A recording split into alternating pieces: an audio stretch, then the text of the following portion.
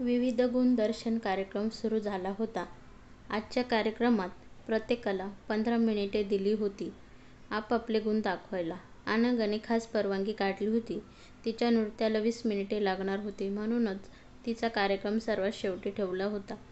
प्रत्येक स्पर्धक आपला कार्यक्रम कसा बहारदार होईल इकडे लक्ष देत होता. विकास पाटीलचे सर्वप्रथम गिटार वादन झाले. त्याने 4 गीते पेश केली.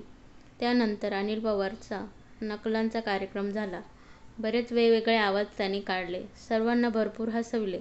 त्यानंतर कोणी गाणी म्हटली, कोणी व्हायोलिन वादन केले, कोणी माऊथ ऑर्गनवर गाणी वाजवून दाखवली आणि सर्वात शेवटी आता अनघाचा नृत्याचा कार्यक्रम होता.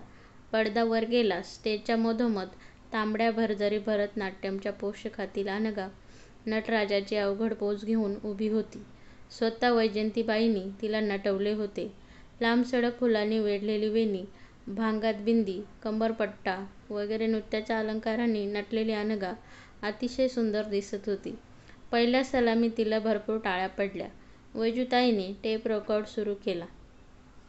स्वतःच्या वैजूताईच्या आवाजातील बोल बाहेर पडू लागले आणि त्या तालावर, सुरावर अनघाने आत्मविश्वासाने डौलदार पावले टाकायला सुरुवात केली. सारा हॉल शांत झाला होता. सर्वांच्या नजरा तिच्यावर खिळल्या होत्या. अनघा नृत्य करीत होती, न चुकता, न घाबरता. आज तिची खरी परीक्षा होती ना. ज्या ईर्ष्येने तिने खूप मेहनत घेऊन नृत्य शिकले होते, तो जोश तिच्या नृत्यात दिसत होता. त्या मृदेवरील हावभाव फारच बोलके होते. गिरकी घेऊन सीमेवर येणारी तिची पावले सर्वांच्या नजरा खिळून ठेवत होती. सारेजण तिच्या नृत्याने मुग्ध झाले होते, चकित झाले होते. तिच्या नृत्याची लय तालावर कमी जास्त होत होती. स्वतः वैजूताईसुद्धा तिचे नृत्य पाहताना बेभान झाल्या होत्या. सुमतीबाई आणि नानांची नजर तिच्यावरून ढळत नव्हती. सुमतीबाईंच्या डोळ्यात कौतुकाची आसवे जमा होती. प्रत्येकाच्या तोंडून वाह निघत होते. अभिजित अनिमिष नजरेने अनघाकडे पाहत होता.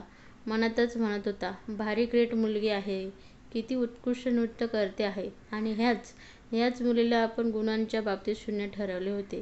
किती तो आपला वेडेपणा. या मुलीला ओळखण्यात आपली भारी चूक झाली. गुणवान आहे, सुंदर आहे आणि जिद्दीही आहे. नाटकातील कामावर पाणी सोडले तरी फर्स्ट प्राइज मिळवण्यासाठी जिद्दीने, मेहनतीने हा कार्यक्रम करत आहे. अनघाबद्दल कौतुकाने, कोमल भावनांनी अभिजितने मन भरून गेले. रवीने स्टेजच्या दोन्ही बाजूला एक फोटोग्राफर उभा केला होता. आतापर्यंत अनघाचे वेगवेगळ्या पोजमधील बरेच फोटो काढण्यात आले होते.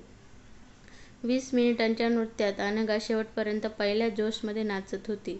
नाच संपला. पडदा खाली गेला. क्षणभर सारा हॉल शांत राहिला आणि दुसऱ्या क्षणाला कडाडून टाळ्यांचा गजर झाला. सबंध हॉल त्या आवाजाने दुमदुमला. प्रत्येकजण तिची स्तुती करत होता. आपापसात बोलून पसंतीची पावती देत होता. सुमतीबाई डोळ्याच्या कडा वारंवार पुसत होत्या. त्यांचा आनंद त्यांच्या डोळ्याद्वारे झिरपत होता. अनघा मागच्या रूममध्ये गेली. तिच्या आधीच वैजूताई तेथे पोहोचल्या होत्या. आनंदातिशयाने त्यांनी चक्क तिला आपल्या मिठीत घेतलं. अनघा, खूप सुंदर नृत्य झाले तुझे. त्या दिवशी रात्री ती खुशीत झोपली. आता उद्या गॅदरिंगचा शेवटचा दिवस. सकाळी अल्पाहार आणि संध्याकाळी बक्षीस समारंभ. कॉलेजच्या बागेत अल्पाहाराची जय्यत तयारी झाली होती. लाइटिंग आणि रंगीत पताकांनी बाग सुशोभित केली होती. आज अनघाच्या सर्व मैत्रिणींनी ठरवल्याप्रमाणे प्युअर सिल्कच्या साड्या नेसल्या होत्या. आज साऱ्या मुली अगदी नटून थटून आल्या होत्या. अनघा आणि अनघाच्या मैत्रिणी 8:30ला कॉलेजच्या पोर्चमध्ये गोळा झाल्या. बागेच्या गेटवर 2 प्रोफेसर उभे होते. प्रत्येकाने आपला पास त्यांच्याकडे द्यायचा आणि मग आत प्रवेश मिळत होता. मुलांच्या आणि मुलींच्या वेगवेगळ्या लाईन्स लागल्या होत्या. दुसऱ्या गेटमधून बाहेर पडायची सोय केलेली होती. अनघा आणि तिच्या मैत्रिणी लाईनमध्ये उभ्या राहिल्या. त्यांच्यापुढे असणारी एक मुलगी दुसरीला म्हणत होती, कमू, आज तू देशमुख सरांना पाहिलेस काय? अगं, किती टॉप दिसत आहेत की बस. आज अगदी सुटात आहेत. ब्राऊन कलरचा सूट त्यांना खूप छान दिसतो आहे. तर दुसरी म्हणाली, अगं, आज ती बिंदूही अगदी दाबात आहे. ती त्या देशमुख सरांना अजिबात सोडत नाही बघ. काल तर चक्क त्यांच्या स्कूटरवरून गेली. अनघा शांतपणे ऐकत होती. शिलाने तिला डोळ्यांनी खुणावले. ऐक, काय म्हणतात या मुली. आणि खरोखरी त्या दिवशी देशमुख सर आणि बिंदू यांची चर्चा सुरू होती. अनघाचा ग्रुप आतमध्ये होता. प्रत्येकीने एक डिश घेतली. त्यांना प्रश्न पडला, आता आपण कुठे उभे राहावे. साऱ्या ठिकाणी 5-10चा ग्रुप. कोपरा मिळणे तर शक्यच नव्हते. इथेच थोडे बाजूला होऊन उभे राहूयात, मंजुषा म्हणाली आणि त्याप्रमाणे त्यांचा ग्रुप थोडासा बाजूला होऊन उभा राहिला. 2 समोसे, वेफर्स आणि 2 गुलाबजाम आणि नंतर कॉफी असा मेनू होता. तिच्या ग्रुपने खाण्यास सुरुवात केली. खरे म्हणजे अनघाला त्याला पाहण्याची उत्सुकता लागली होती. तोच तिच्या पाठीमागून आवाज आला. कोणीतरी मुलगा म्हणत होता, सर इकडे या ना, मला थोडी कंपनी. आज माझे काही खरे नाही. आतापर्यंत किती जणांना कंपनी दिली आहे. प्रत्येकाचा आग्रह पडतो. एक एक घास म्हणत आत्ताच जेवण झाल्याप्रमाणे पोट भरले आहे म्हणून तर हळूच पळून निघालो होतो. तो तुम्ही अडविलेत. ठीक आहे, फक्त एकच वेफर घेणार तुमच्या सर्वांचा मिळून. अनघाची मैत्रीण मंजुषाने देशमुख सरांना पाहिले. मंजुषा न राहून म्हणाली, खरंच आज देशमुख सर भारी स्मार्ट दिसत आहेत. अनघाला मोह झाला वळून पाहायचा, पण नाही, तिने वळून पाहिले नाही. रवी आणि किरण हातामध्ये डिश घेऊन इकडे तिकडे पाहत होते. तोच किरणचे लक्ष अनघाकडे गेले. दोघेही त्यांच्यामध्ये येऊन उभे राहिले. 1-2 वाक्यांची देवाणघेवाण झाली असेल तोच किरणचे लक्ष शेजारच्या ग्रुपकडे गेले. देशमुख सरांना पाहताच तो रवीला म्हणाला, रवी, देशमुख सर शेजारच्या ग्रुपमध्ये आहेत. खरंच की रे, आज सरांना मी पाठमोरे ओळखलेच नाही. थांब, त्यांना बोलवितोच इकडे. सर, ओ सर, रवीने आवाज दिला. अभिजितने रवीचा आवाज ओळखून चटकन मागे वळून पाहिले. ओ हो रवी, सर इकडे या ना, थोडी आम्हाला कंपनी प्लीज. बोलत असणाऱ्या ग्रुपचा निरोप घेऊन अभिजितने तेथे आला. त्याने सर्वांना एकाच नजरेत पाहून घेतले होते. तो रवीच्या शेजारी अनघाच्या अगदी समोर उभा राहिला. रवी, पाहिजे तर बोलत उभा राहतो, पण खाण्याचा आग्रह करू नकोस. अगदी पोट फुटण्याची वेळ आली आहे. वा, असे कधी झाले का सर? थोडे तरी घ्यावेच लागेल. सर, एकट्या रवीचे घेऊन चालणार नाही. आमच्या प्रत्येकाचे थोडे तरी घ्यावे लागेल, सर्वांनीच आग्रह केला. अनघाने सोडून. नाईलाजाने अभिजितने होकार दिला. संध्याकाळी बक्षीस समारंभ झाला. म्हणजे संपले गॅदरिंग. सर, यावर्षी फर्स्ट प्राइज कोणाला मिळेल असे वाटले तुम्हाला? क्लेराने मध्येच प्रश्न केला. फर्स्ट प्राइज ना? ज्याने खरोखर उत्कृष्ट कामगिरी केली असेल त्या व्यक्तीला. तसं नाही सर, तुमचा अंदाज सांगा ना. सॉरी, त्या व्यक्तीचे नाव मी सांगू शकत नाही.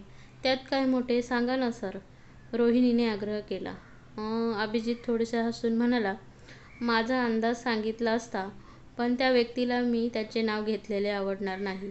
अभिजितने क्लेराच्या डिशमधील वेफर उचलीत म्हटले, खरं की नाही मिस तृप्ती कुलकर्णी? सर, ही क्लेरा फर्नांडिस. एवढ्यात विसरलात की काय तिला? रवीने आश्चर्याने विचारले. अरे हो, सॉरी, क्लेरा फर्नांडिस. सर, तुम्हाला काय म्हणायचे आहे? ती मी ओळखले. क्लेराचे उत्तर ऐकून अभिजित म्हणाला, वा, तुमचे डोके व्यवस्थित चालते म्हणायचे. त्या दोघांच्या बोलण्यातला अर्थ अनघाने बरोबर ओळखला. प्रथमच तिने अभिजितकडे नजर उचलून आश्चर्याने पाहिले. सर, तुम्ही काय सांगितले आणि ह्या क्लेराने काय ओळखले? माझ्या तरी सर्व डोक्यावरून गेले. समजने वाले समज गए हे, ना समजे वो अनाड़ी है. क्लेराने किरणला चिडविले. अशा प्रकारे हसत बोलत त्यांची खाणे सुरू होते. लहान मुलांची समजूत घालावी त्याचप्रमाणे अभिजित प्रत्येकाच्या डिशमधील थोडे थोडे घेत होता. रवी, आत्ता मी एकदम बागेच्या बाहेर पळतो, शीला मुद्दामच म्हणाली. सर, हे काय? आमच्या अनघाचे काहीच नाही घेतले की विसरलात? ज्यांनी आग्रह केला होता त्यांचा मी मान राखला, पण ज्यांनी घ्या म्हटले नाही त्यांचे घ्यायचे म्हणजे त्यामध्ये अपमान नाही का? असं होय. अनघा, काय ग तुझे असले मॅनर्स सोडून वागणे? सरांना काय वाटेल? ही मुलगी म्हणजे. चटकन अनघाने तिचा पाय आपल्या पायाने दाबला. रवीच्या पुढे शीलाने कमी जास्त काही बोलू नये या हेतूने आणि पटकन म्हणाली, घ्या ना थोडे काहीतरी. तिने डिश पुढे केली. अभिजितला खरोखरी हसू आले. तिच्या डिशमधील गुलाबजाम उचलीत तो म्हणाला, पहिल्यापासून आत्तापर्यंत सर्व अगदी तिखट झाले आहे, तेव्हा शेवट गोड करतो. वा सर, वा, शेवट अगदी मस्त केलात. मला आवडण्यासारखा. सर, तुमचे वाक्य आवडले आणि समजले सुद्धा, क्लेरा म्हणाली. काय देशमुख, केव्हाचे तुम्ही इथे उभे आहात? मी आपली तुमची वाट पाहते आहे. पुरे ना आता, चला निघूया.